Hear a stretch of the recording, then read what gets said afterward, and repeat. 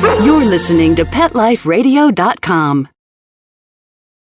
This episode brought to you by PetFlow, the leader in pet food and supplies. Is your pet stressed out? Does your pet need annual vaccines? Which pet is best for a child? Would you know if your dog was in pain? Pet Life Radio presents The Pet Doctor, where you'll learn everything about keeping your pet healthy and happy. From pet care, pet meds and grooming, to pet food, pet insurance, and dental care, this is the place to find out everything there is to know about pet wellness. Whether you have a dog, cat, reptile, or rabbit, you'll find answers for your pets straight from the vets, because it's your pet. Health matters. Please welcome your Pet Doctor host, veterinarian media consultant and veterinarian, Dr. Bernadine Cruz. You're as cautious as any parent of a human child when it comes to the health and welfare of your four-legged charges. But could the world around you be conspiring to expose your pet to toxins? What are some of the most common poisons your pet may encounter? How would you know if your pet's been sickened? Can you avoid the possibility of inadvertent toxic exposures? Dr. Robert Poppenga, a veterinarian and head of the Toxicology Section of the California Animal Health and Food Safety Laboratory System at the University of California, Davis, will help answer these questions and more. Stay tuned. Please have a seat in the waiting room. The doctor will be with you shortly, right after these messages.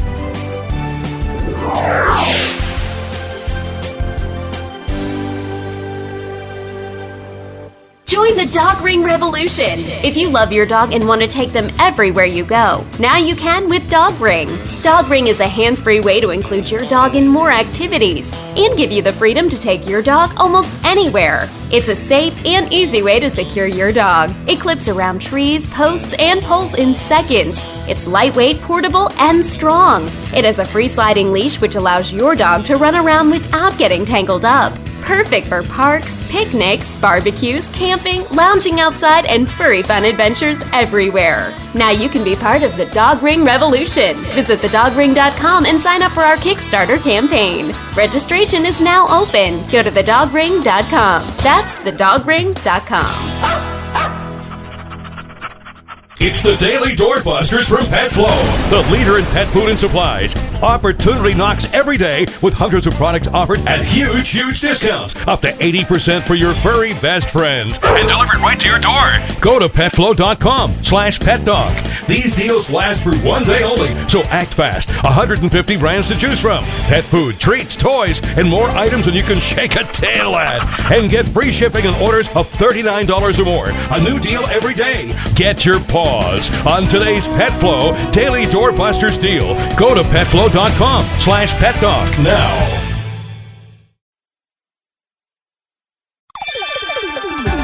Let's talk pets on PetLifeRadio.com.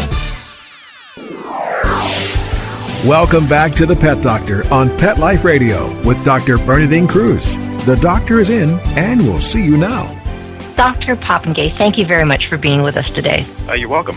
So, number one, how common are poisonings in our household pets?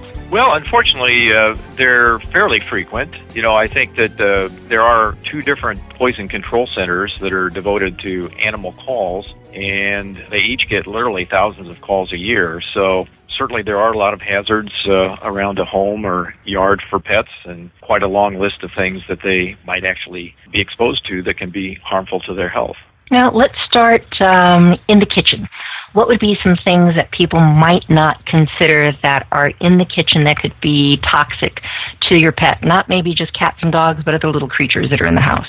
Well, I think when you start in the kitchen, you generally think about food, and there are a lot of food items that can potentially be a problem for pets in a household. And one thing about pets, particularly dogs, they don't have an off button when it comes to access to food, so they tend to gorge on whatever's available, and that can present a problem in terms of the amount that might be ingested. But some common food items that have been associated with pet illnesses, fortunately, some of these are not all that common, but in dogs, grapes are associated with problems with the kidneys. The incidence is quite low, but there are some animals that do develop renal problems secondary to grapes.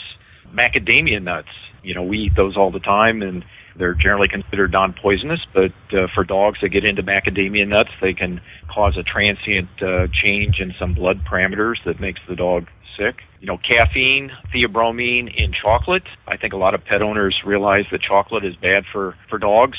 The baking chocolate, which is a very concentrated form of chocolate, is the biggest hazard, and most of the time that doesn't taste very good. One of the truffles you'd get from Godiva. Or the baking chocolate that you buy in the big bars in the store to make, to bake with. Milk chocolate can be a problem, but it's not quite as hazardous as some people think. I mean, I certainly wouldn't rush to call a veterinarian if a 70-pound lab ingested a Hershey's Kiss or part of a Snickers bar, but if you have a small dog, for example, maybe a poodle or Boston Terrier that has access to a pound of Hershey's Kisses, that might be sufficient to cause a problem. The higher risk is with the more concentrated chocolates, the semi-sweet and the baking chocolates.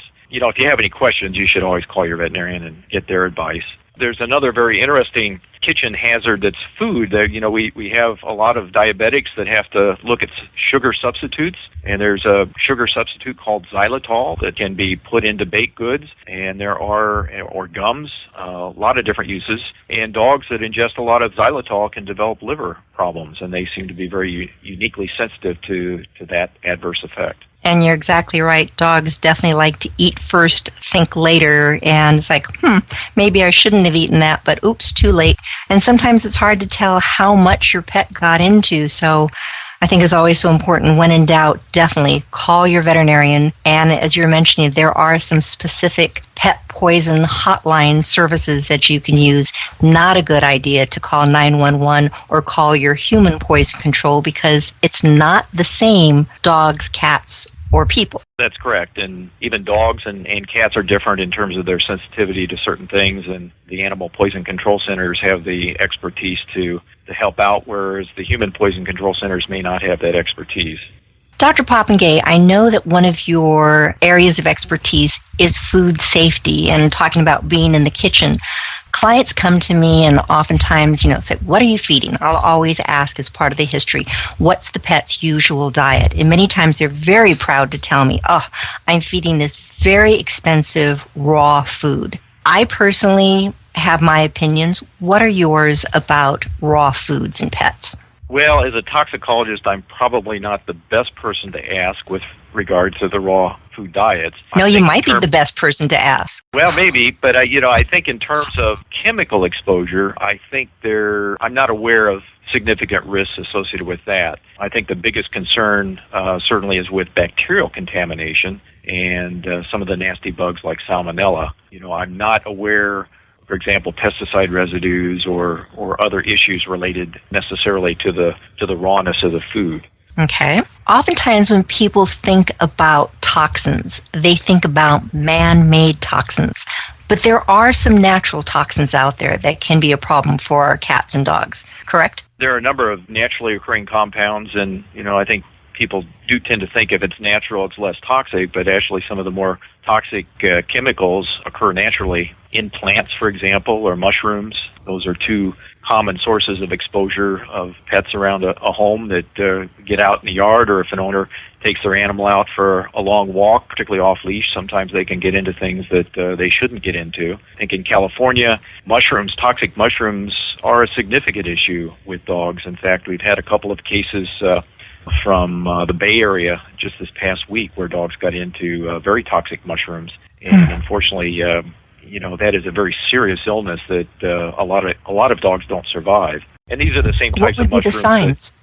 Very, very often it is just very nonspecific signs initially, just some vomiting and maybe a little abdominal pain and diarrhea. And oftentimes animals get over that for a short period of time, but then the toxin in the mushrooms does significant damage to the liver, and then they become very sick from that liver failure. And unfortunately, that's often when they're presented to the veterinarian, at that point where it's fairly far advanced. And unfortunately, a lot of times the owners don't notice the dog out in the yard and maybe inadvertently eat one of these mushrooms, and it can only take one mushroom to result in a fatal outcome.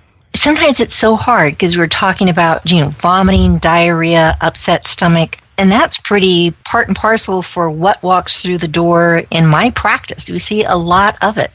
So if a client has a pet, maybe a little bit of an upset stomach, when should the warning bells go off? What should they do as they think, or maybe they've even seen some type of exposure to a toxin? How should they handle it? What do they need to tell their veterinarian? How do they need to work together? I think one of the key things is sort of knowing what is in the animal's environment. I mean, that can be difficult, in terms of mushrooms that are sporadic in terms of when they come up. But, certainly there are some toxic plants, for example, oleander, which is very common in California, can cause heart damage. The sickened palms can cause liver damage. Easter lilies can cause renal damage in cats, not in other species. So, I guess taking a step back, I think it's very important to just be aware of what is in the animal's environment, what kind of pesticides are used, what garden products might be used, and then if an animal becomes sick, your veterinarian may ask what might be in the animal's environment that it might have gotten into, even though you didn't notice it getting into something. And your veterinarian hopefully then could say, well, the clinical signs maybe are associated with exposure to this particular product that's in the animal environment, or even a plant that may be in the household. It's very tough, I think, sometimes when the signs are very nonspecific, and that's why sometimes animals present to veterinarians when they're very, very sick, particularly when there is no known exposure to a toxic substance. If a veterinarian has, for instance, someone myself, has a pet that presents and there is a questionable history, or I know they got into metaldehyde, snail bait, for instance, I can go online, look at various resources. Someone such as yourself, can veterinarians call your service to get some guidance, or what would be the way that they would typically handle it? Well, your veterinarian does have a number of different resources, and, for certain things, they probably see cases on a regular basis and don't have to consult on the outside with a poison control center or with our laboratory. A good example there is with an anticoagulant rodenticide, very commonly used, causes bleeding problems. A lot of veterinarians have seen cases and can identify them fairly quickly. Other things are a little bit more challenging. Certainly the poison control centers, they're 24/7. They've always got people there that can provide information to the veterinarian. It's probably a good idea to have the veterinarian call, or even the pet owner can call. Our laboratory, during the day, we have toxicologists on duty, and we can answer questions as well. I think our laboratory oftentimes provides information to the veterinarian in terms of what samples to submit to our lab to confirm exposure to a metaldehyde, for example, or an anticoagulant rodenticide. So we offer toxicology testing here that can confirm a suspicion if there's no known exposure.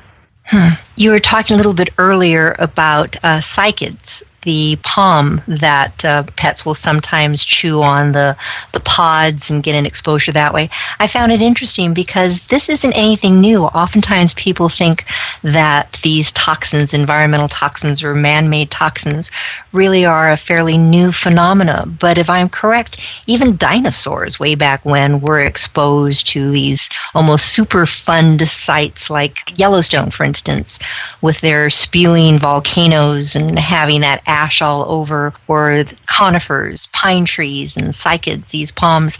They've been around and causing problems for a long time, haven't they? Well, probably for centuries, and I think it's hard to know when the first animal poisoned itself by eating something that it shouldn't have. I think these are not new, although there are always new things that are recognized. And the example I go back to there is xylitol. Probably 5, 6, 7 years ago, that wasn't really something that was common in a household. So new things crop up all the time, even though we're still dealing with poisons that have been around for really centuries. What can people do to help safeguard themselves? I know one of the things that somewhat drives me crazy, I love gardening. And I know there are certain plants that are toxic. And I'll go to a nursery and I'm looking at plants. I rarely see any plant that's labeled saying will be toxic to pets. Yeah, you don't have a label on a lot of these natural products like plants, or a mushroom isn't going to hold up a little sign saying I'm toxic. I think the key with garden plants and pesticides is probably to do a little bit of research before you actually use the product. I think for those that are concerned about, for example, metaldehyde, if they have a slug problem, metaldehyde is very toxic to dogs, but there are some alternatives that are a lot safer. There are some products out there that have iron phosphate in them, and that seems to be effective. So there are a lot of natural products that have lower toxicity. So I think it's just a matter of, being aware of what the options are. And if you decide to use something that has some toxicity, make sure you read the entire product label and make sure you use it according to what the label directions are, because those instructions are there to minimize the risk as well as to improve the efficacy of the product.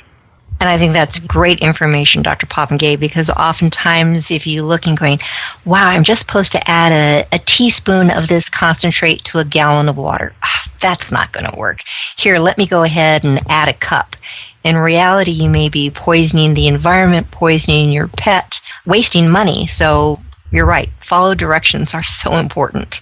Right. I think that's a key, and, not overdo it with regard to the product. But, I think we're fortunate now that at least with lawn chemicals, there are a lot of safer alternatives out there. And a lot of things have been taken off the market due to toxicity. It used to be probably 10 or 15 years ago, you could buy some very potent pesticides to use around the garden. And I think one good thing is that we've tended to come up with safer products, and most of that has been driven by human health concerns, but the side benefit is that if it's safer for humans, generally it's going to be safer for pets as well.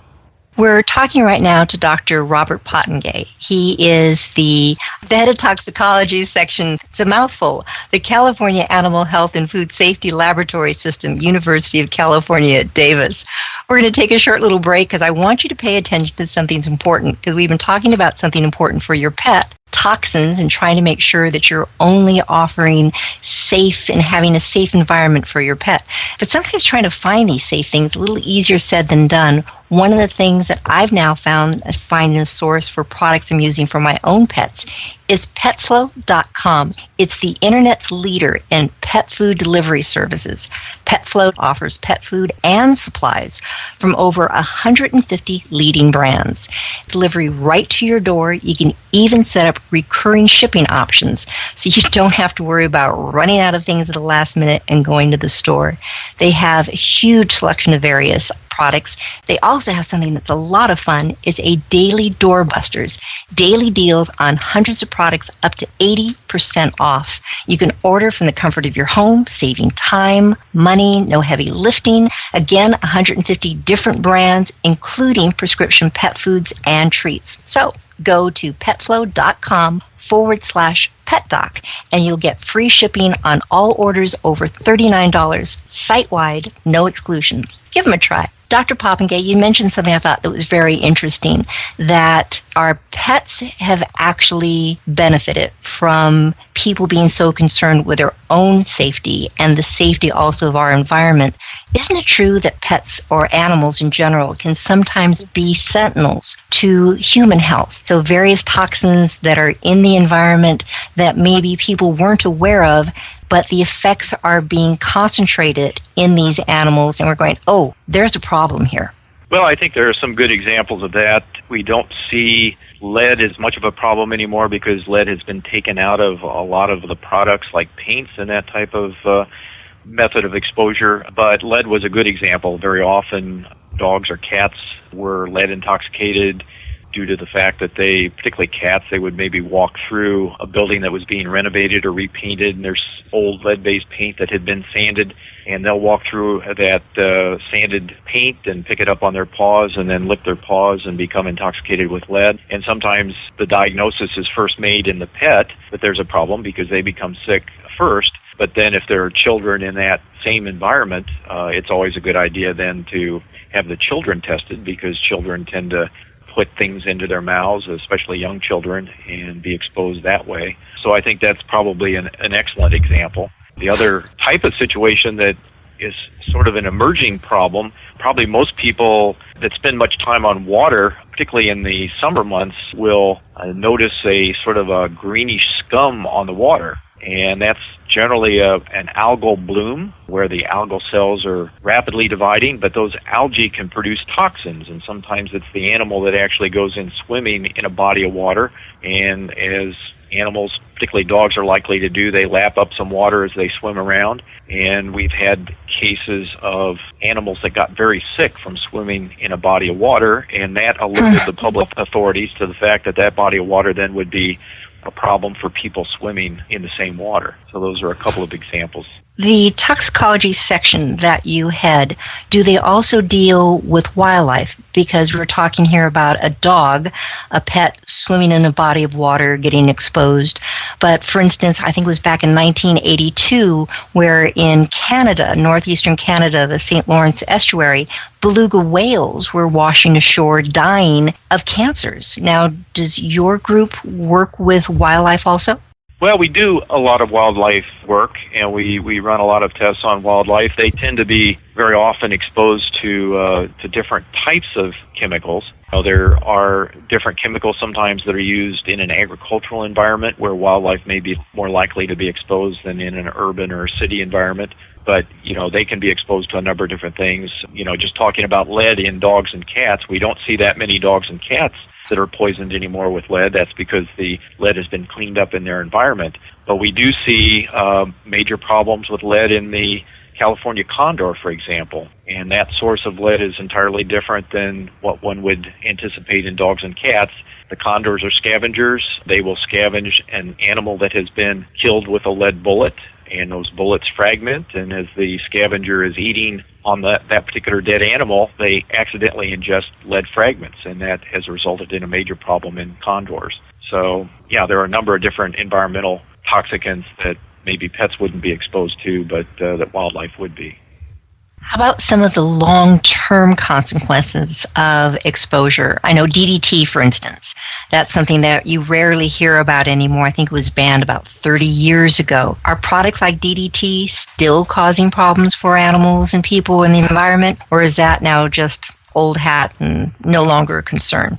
No, I think there's still some concern with the pesticides similar to DDT. Those haven't, as you said, been used for a long number of years, and so we run into those less frequently. But there are a number of other chemicals that are very persistent in the environment. One good example, and it's received a lot of attention, are flame retardants. Once those are in our bodies, they tend to stick around for quite some time, and flame retardants are found in furniture.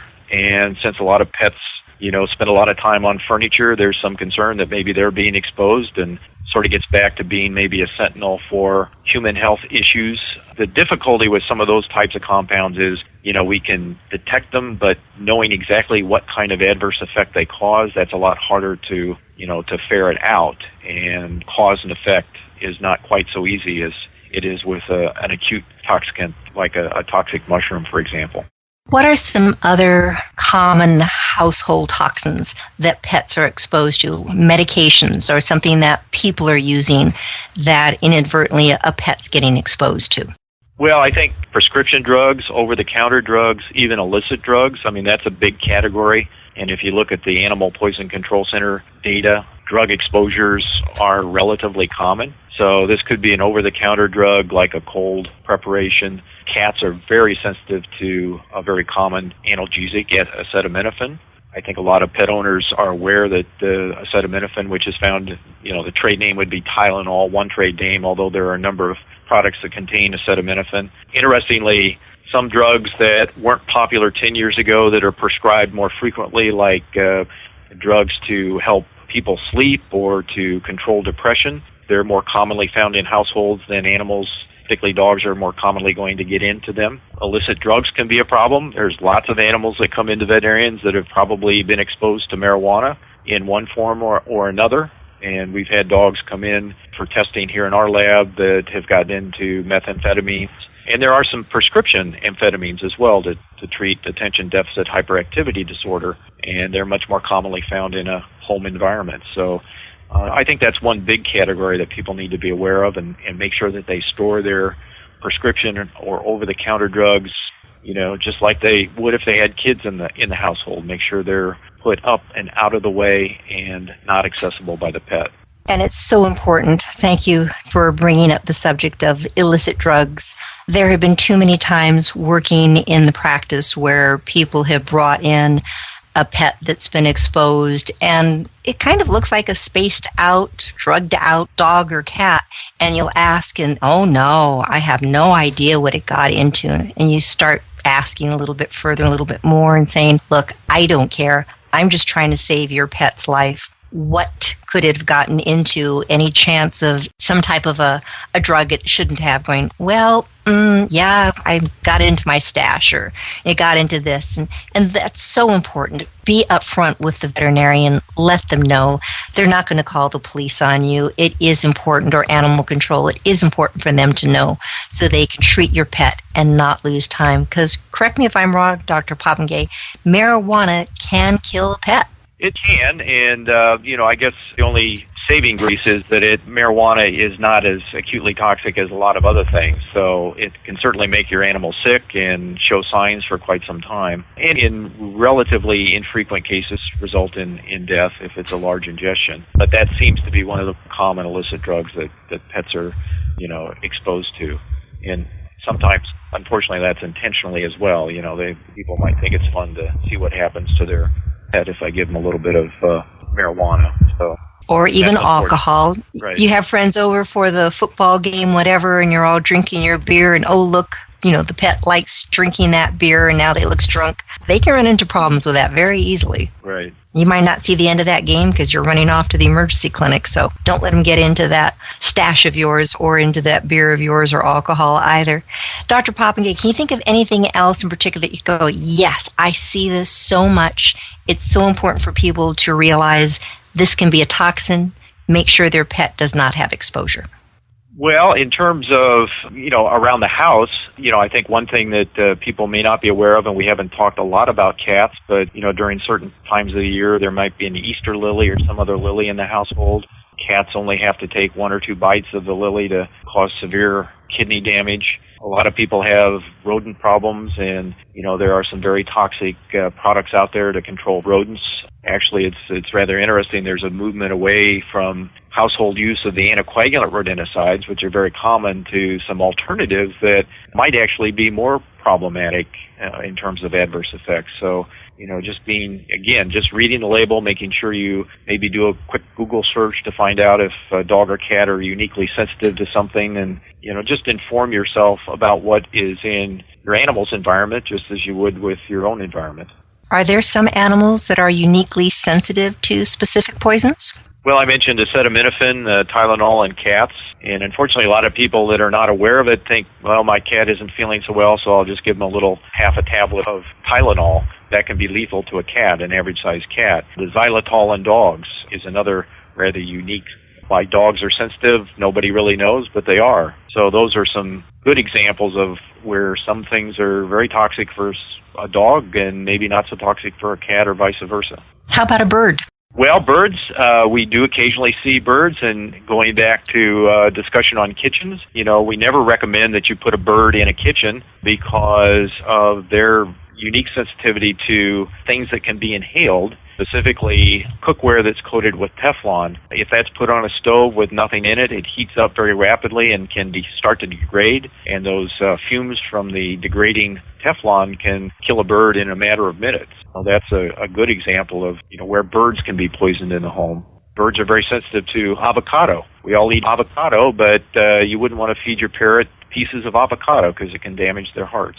You would think, tropical animal eating avocado would be good for them, good source of oils. Something important to know. We've been talking right now with Dr. Poppenga, veterinarian and head of the Toxicology Section of the California Animal Health and Food Safety Laboratory System at University of California, Davis. He's given us some great information on knowing that things around the house, even natural things, can be toxic to your pet. So when in doubt, read labels, call your veterinarian, ask, know the number for your local pet poison control, have that on your refrigerator or speed dial on your smartphone. These are all things that can save your pet's life. Dr. Poppenga, thank you very much for being with us today.